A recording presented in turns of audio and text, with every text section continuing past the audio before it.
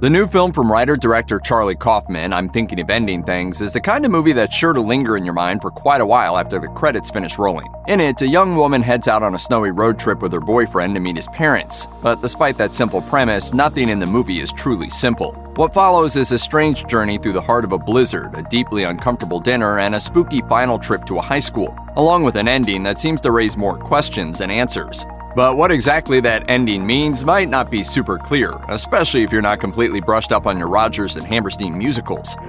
Confused? That's not surprising. Put chains on the tires and ride along with us as we attempt to explain the ending of I'm Thinking of Ending Things. Spoilers ahead.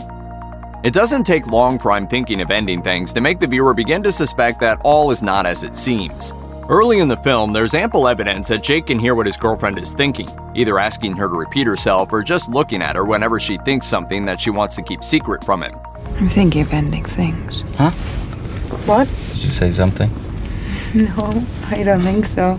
Additionally, the girlfriend's name changes over the course of the film. It starts as Lucy, but soon she's answering to Louisa. Stranger still, even though she's called these names, she receives phone calls from contacts with those very same names on her phone, calls she pointedly ignores. Additionally, very early in the drive, the girlfriend pulls down the passenger seat mirror and we see that it's broken, a clear symbol for her fractured, broken identity. We also get glimpses of an old man intercut with Jake and his girlfriend driving, while we hear the girlfriend's internal monologue. We see the old man starting his day in the morning, looking out the window at an old swing set and working as a janitor in a high school. Often, these cuts occur right after Jake speaks, which heavily implies that the janitor and Jake are somehow connected. Throughout I'm Thinking of Ending Things, we're confronted with yet more symbols that not only is Jake connected with the janitor, but the girlfriend is too. For example, she recites one of her poems on the car ride to dinner. Coming home is terrible, whether the dogs lick your face or not. And she later reads the exact same poem she thought she'd composed out of a book of poetry by author Eva H.D. in Jake's childhood bedroom. Coming home is terrible, whether the dogs lick your face or not. During the drive, the girlfriend glimpses the same swing set the old man spied out his window, only now it's standing in front of a dilapidated house. The basic events of the story blur and change from scene to scene, like the age of Jake's parents, the outfits everyone wears, and the story of how she and Jake first met. Even more telling, Jake adamantly works to keep her out of the house's basement. He's hiding in there. Who? What? When she finally goes in, she discovers the washing machine is full of identical janitor uniforms. Like the broken mirror telling us that the girlfriend's identity and self-image is broken in some significant way, the house's basement is a frequent symbol for a character's subconscious. And the fact that these uniforms seem to lurk in Jake's basement seems pretty significant.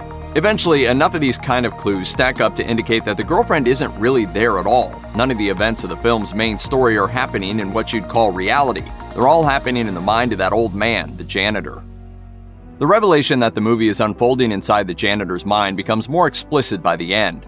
Early in the film, while driving to his parents' house, Jake describes watching the kids practice and perform the musical Oklahoma, though he doesn't specify which kids he's talking about. And immediately after that, we cut again to the janitor watching high school students rehearsing the show.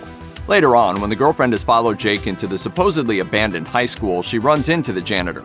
After they chat, we see a rendition of the Dream Ballet sequence from Oklahoma, but the actors are instead dressed as Jake, the girlfriend, and the janitor. When the ballet ends, Jake and his girlfriend are gone and the janitor's left all alone. He changes out of his uniform and back into his clothes, trudges to his pickup truck in the snowy school parking lot, and promptly starts freaking out. All the while, scenes related to the events of Jake and his girlfriend's story play out seemingly in his mind. He strips naked, then follows the ghost of a dead, maggot-ridden pig back into the school. That's a clear reference to a moment earlier in the film when Jake tells his girlfriend about how his father had to kill maggot-ridden pigs on the farm many years earlier. And after the janitor follows the ghost pig, that's the last we see of him. The film hard cuts to Jake, wearing high school theater production level old man makeup, accepting a Nobel Prize, and then singing the song Lonely Room from Oklahoma. So what does that all mean? Time for some context. The antagonist in Oklahoma is a guy named Judd, a creep who lives alone at a dirty smokehouse and who's infatuated with the musical's heroine, Lori. His rival for Lori's affections is Curly, a handsome cowboy.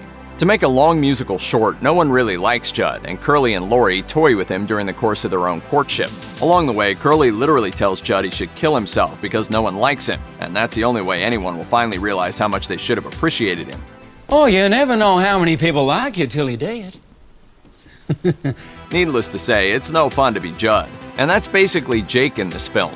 To quote Oklahoma, Judd is a dud, and to that end, so is Jake the janitor. In the musical, Lonely Room is Judd's vow to make Lori his wife and finally get out of his dingy smokehouse, to go from dud to stud. It's a song of hope and longing from a character who's detested by everyone around him. And by the end of the musical, spoiler, Judd dies, falling on his own knife after he tries and fails to attack Curly on the day of his wedding to Lori. The questions the film asks are troubling to ponder. How does it feel to be unloved and unlovable? What's it like to be Judd? What are the lies we tell ourselves to keep from the brutal realization that we might be the dud of someone else's story? Ultimately, the film's theme is pretty succinctly summed up during the disturbing scene where the janitor follows the ghost pig through the school's halls, presumably on his way to end things. The pig tells him, "It's not bad once you stop feeling sorry for yourself because you're just a pig, or even worse, a pig infested with maggots." Someone has to be a pig infested with maggots, right? It might as well be you. It's the luck of the draw. This is a movie about a hero who's actually a pig infested with maggots. This person is alone and has always been alone. The janitor has never had love, and he's always imagined it from afar, hoping against hope that he might someday find a Lori, or Lucy, or Louisa of his own, even if he has no real idea as to how that might happen. His life isn't like a romantic comedy, like the fictional rom-com called Order Up that he watches during his break about 1/3 through the film. I'm Thinking of Ending Things explores what life is like from the perspective of a non-heroic protagonist. We're all the heroes of our own stories, but what if our stories don't go anywhere? What if instead of living happily ever after with your soulmate, you simply get old in your crappy job, and then, well, you start thinking of ending things? Check out one of our newest videos right here. Plus, even more Looper videos about your favorite movies are coming soon. Subscribe to our YouTube channel and hit the bell so you don't miss a single one.